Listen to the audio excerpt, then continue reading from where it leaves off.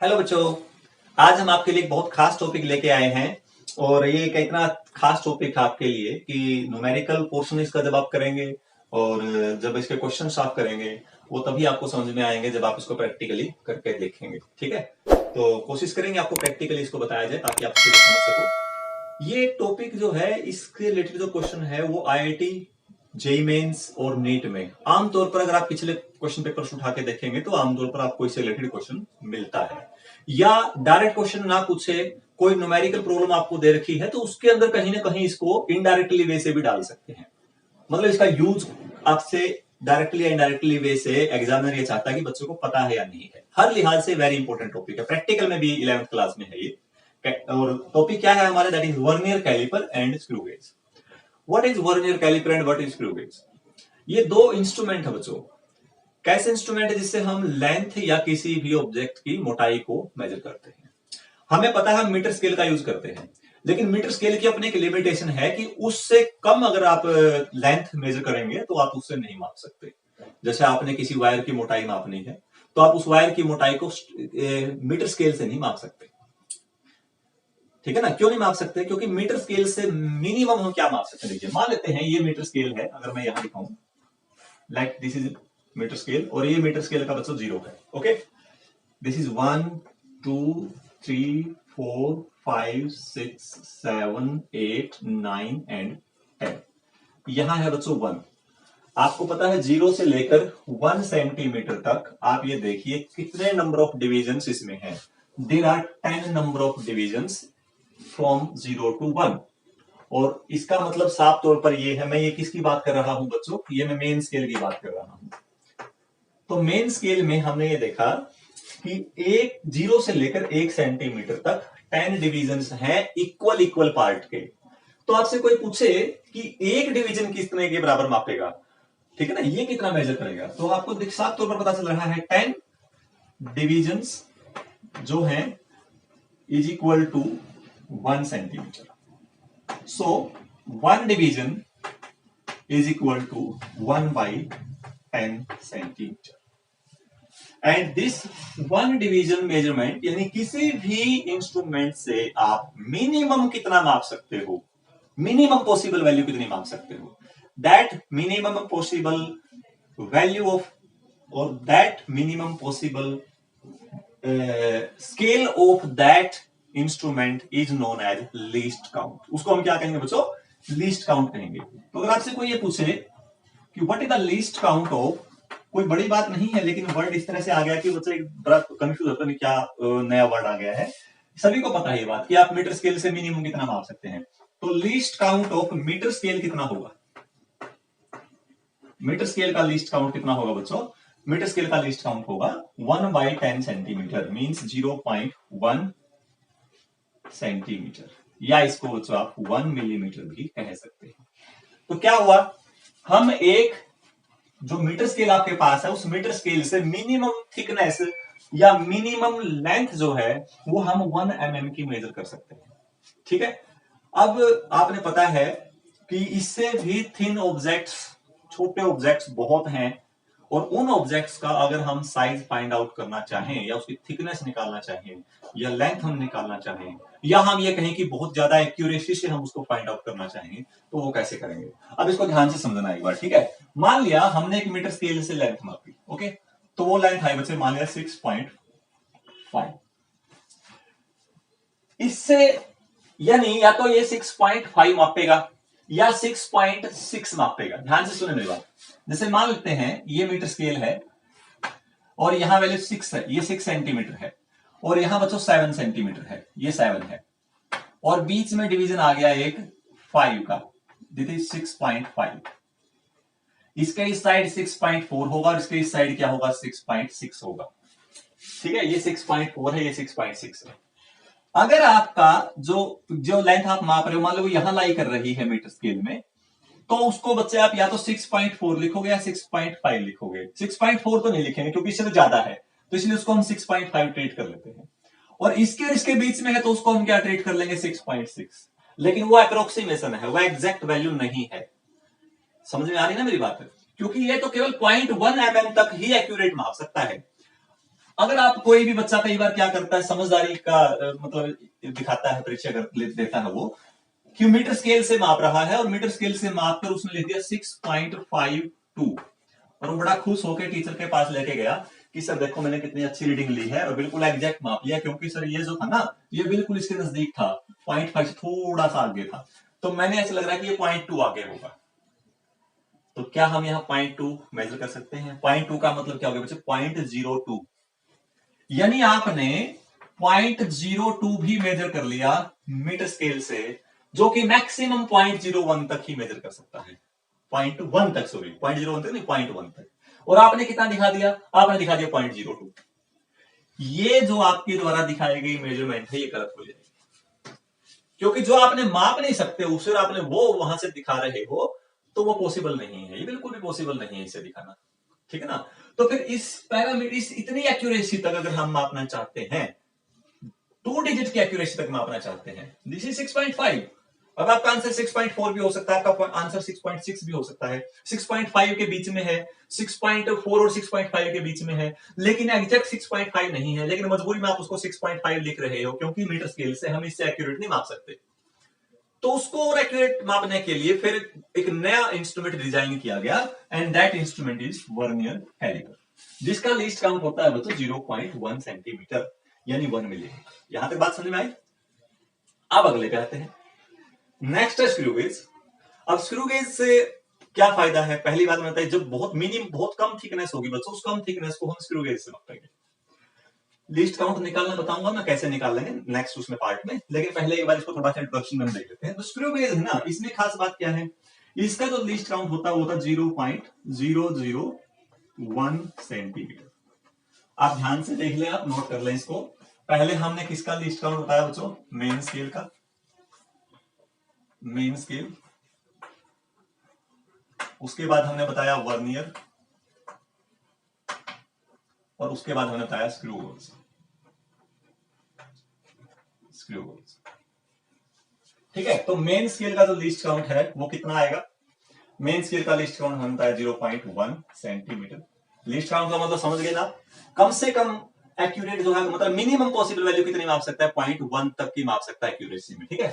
फिर हमने बताया बच्चों वर्नियर, वर्नियर का इससे और 10 कम हो जाएगा 0.01 सेंटीमीटर।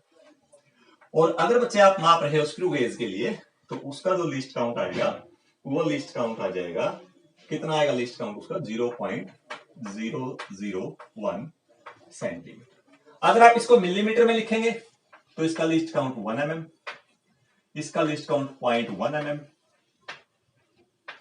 और इसका जो लिस्ट काउंट आएगा वो आएगा 0.01 mm, ठीक है। मीटर में लिखोगे तो इसका लिस्ट काउंट कितना आएगा? 10⁻⁻1 मीटर। इसका लिस्ट काउंट हो जाएगा 10⁻³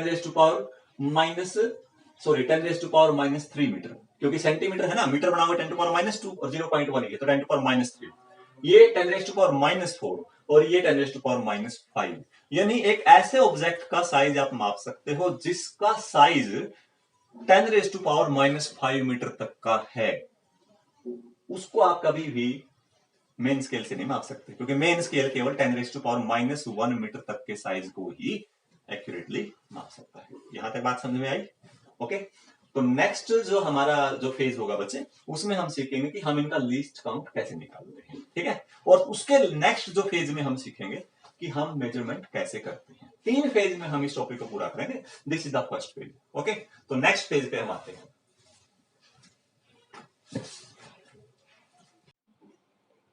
तो देखिए बच्चों, ये जो है ये वर्नियर कैलिपर है। इस वर्नियर कैलिपर में खास बात देखिए आप क्या है कि नीचे जो है वो मेन स्केल है, और जो ऊपर ये स्ट्रिप दिखाई दे रही है आपको जो हिल रही, देखो मैं इसको मूव करवाऊंगा, ये जो मूव कर रही है, ये जो मूव करने वाली स्ट्रिप है ये है वर्नियर स्केल। और जो नीचे जो स्केल आ रही है, देखिए आप नीचे स्केल देखिए, ये जो नीचे स्केल आई है दैट इज मेन स्केल। आप देखो पहले इस मेन स्केल को ध्यान से देखिए, इस मेन स्केल में 0 से लेकर 1 तक 10 डिवीजन है, तो एक स्मॉल डिवीजन जो होगा वो 1/10 सेंटीमीटर होगा, ठीक है ना यहाँ तक।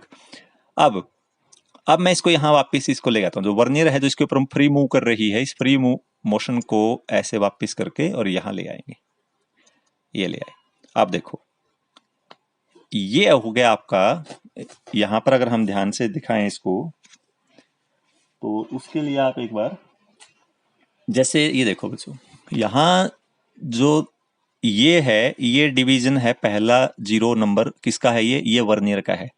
और नीचे जो जीरो है, ये जीरो किसका है, ये जो जीरो है ये वाला, ये किसका है, ये है मेन का।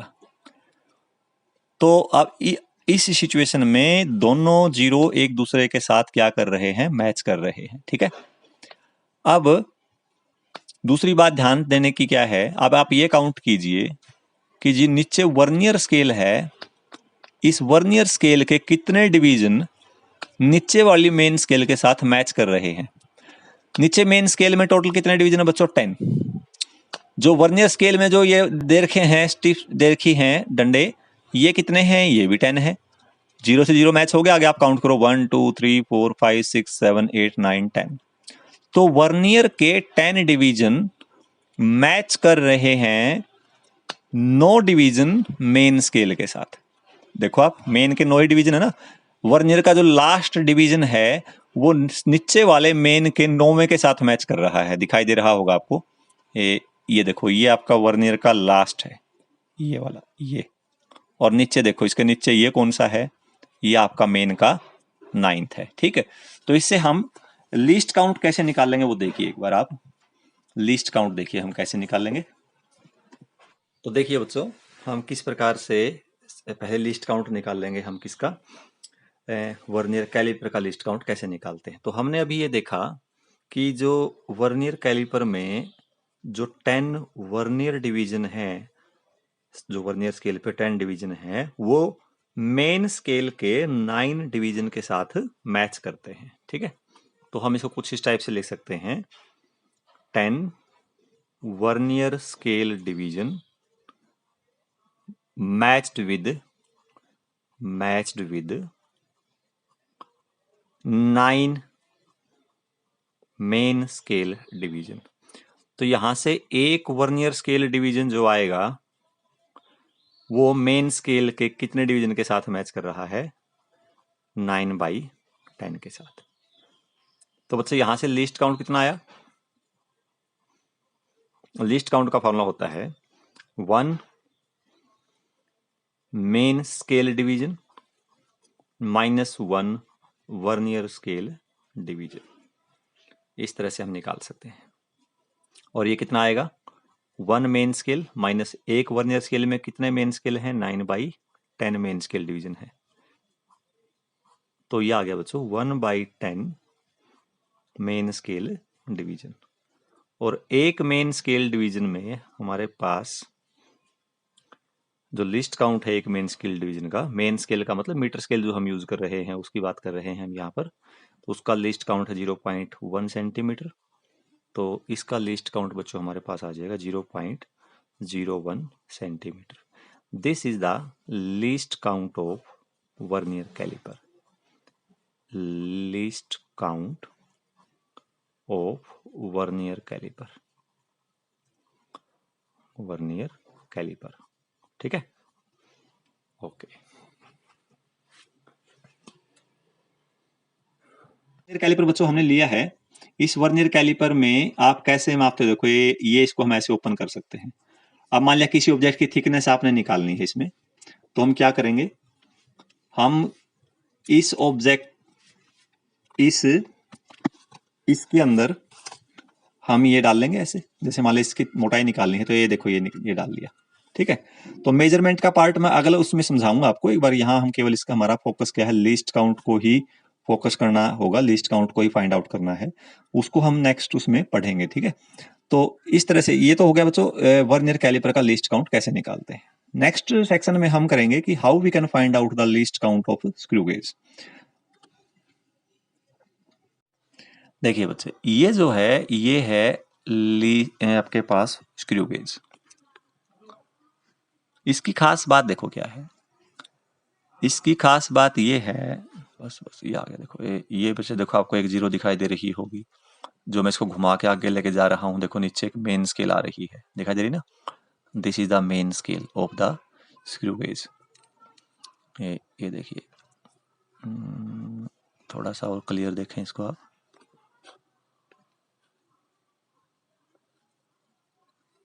ये देखिए, ये आपकी क्या है बच्चों, ये मेन स्केल है, किसकी है, स्क्रू गेज की। तो ये स्क्रू गेज आप देखो ध्यान से, इस पे 0 से लेकर 15-20 mm तक का हम माप सकते हैं। रिमेंबर 20 mm मैक्सिमम, ये 20 mm तक का मेजर करेगा, 20 mm तक के साइज का। और ये देखो इस पे लिख भी रखा है 20 × 1। इसका मतलब क्या है, इसका मतलब ये है कि जो इस स्क्रू गेज की जो मेन स्केल है, उस मेन स्केल पर कितने डिवीजन है, 20, और एक डिवीजन कितने mm का, 1 mm का। ठीक है, तो स्क्रू गेज के मेन स्केल की, जो ये मेन स्केल मैंने आपको दिखा रखी है, इस मेन स्केल का जो डिवीजन आप चेक कर लो, देखो 1 2 3 4 5, तो 5 डिवीजन 5 mm के बराबर। तो एक डिवीजन किसके बराबर आएगा, 1 mm के बराबर। तो ये तो हो गया मेन स्केल का लीस्ट काउंट। स्क्रू गेज के मेन स्केल का लीस्ट काउंट कैसे फाइंड आउट करेंगे, पता चल गया ना ये। अब लिस्ट काउंट मेन स्केल का आ गया, हमने निकालना है स्क्रू गेज के सर्कुलर स्केल का। देखो जो ये जो घूमती हुई आ रही है, देखो ये देखो, ये जो मूव करती हुई आ रही है बच्चों, ये जो रोटेशन मैं कर रहा हूं, रोटेशन करने से ये सर्कुलर स्केल इसकी ओर आ रही है, आगे की ओर, ये देखिए आ रही है ना। और इस सर्कुलर स्केल पे भी कुछ नंबर आपको दिखाई दे रहे हैं, जैसे देखो 0 90 80 70 60 50 20 10। थोड़ा सा पुराना है ये, इसलिए थोड़ा सा नंबर शायद आपको कम दिखाई दे रहे होंगे। मैं इसको जब कंप्लीट ऑफ करता हूं, कंप्लीट ऑफ करने पर क्या होगा, आपने ये चेक करना है क्या इसका 0 0 से मैच कर रहा है या नहीं। ये है 0 बच्चे, और ये 0 आ गया इसका। एक बार ये जरूर हमने चेक करना है कि इसका 0 0 से मैच कर रहा है या नहीं। ये दिस इज द 0, ये यस दिस इज द 0, ये आ गया। अगर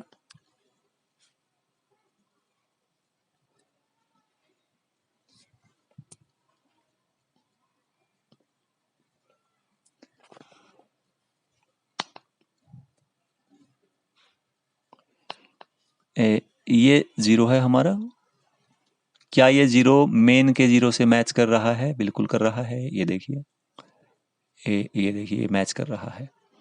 अब हम इसका लिस्ट काउंट निकालना चाहते हैं। अब क्या करूं बच्चे, मैं इसको एक पूरा सर्कल घुमाता हूं, एक साइकिल घुमाता हूं। 0 से मैंने घुमाना शुरू किया, उसको बाहर की तरफ खोलना शुरू किया, और मैं ले आया वापिस 0 पे। ये आ गया बच्चों वापिस 0।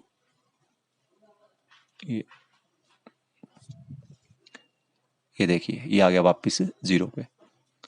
अब वापिस 0 पे आने पर आपने एक बात देखी बच्चों, कि हमारा जो सर्कुलर स्केल है वो पूरा एक सर्कल होने पर कितने mm आगे चला गया है, 1 mm आगे चला गया है। ठीक है, कितना mm आगे चला गया है, 1 mm। इसको बोलते हैं पिच।